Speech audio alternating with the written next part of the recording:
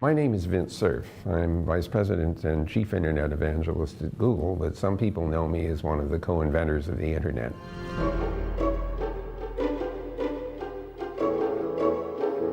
First of all, the good part, as the World Wide Web emerged, there was this enormous desire in the general population that had access to the Internet to share information that they knew. And the World Wide Web was a tremendous facilitating means by which this could be done.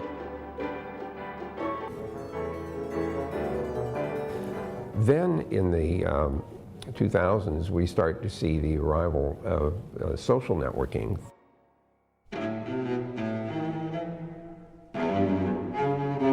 But those platforms have been essentially subverted by some people who like to use them as a way of injecting misinformation and disinformation into the system for either political or pecuniary or other nefarious purposes.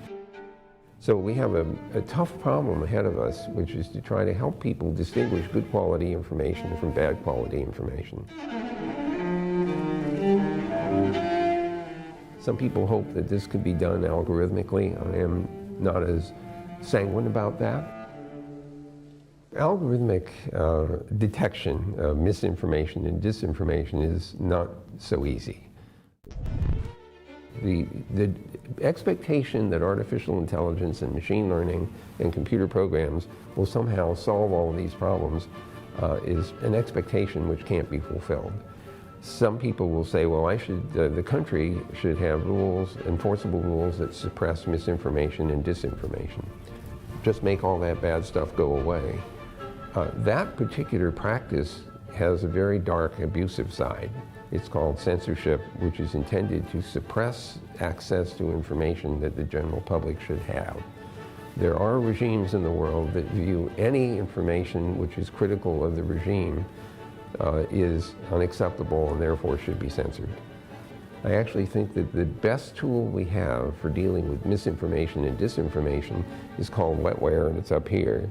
And it's exercise of what's called critical thinking, where you ask questions like, where did this information come from? Does it have any corroborating references somewhere from legitimate sources? All of those things should be top of mind. It should be part of the digital literacy that we need to have as we use these online technologies that are so global in scope. So I think if we're trying to look towards the future of the Internet, one thing that's for sure is that more and more of it will be accessible. The second thing that we know is happening is the arrival of an avalanche of programmable devices that have network capability that can be part of the Internet.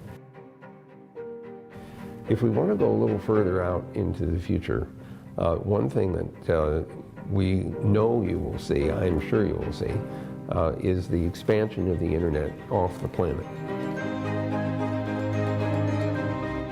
Way back in 1998, we began asking ourselves, what would happen if we had a network that was the size of the solar system that could support manned and robotic space exploration?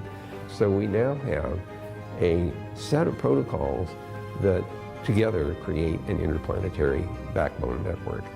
It's in operation between Earth, Mars, and the International Space Station. So you can anticipate that there will be an evolving interplanetary backbone over the next several decades to support manned and robotic exploration.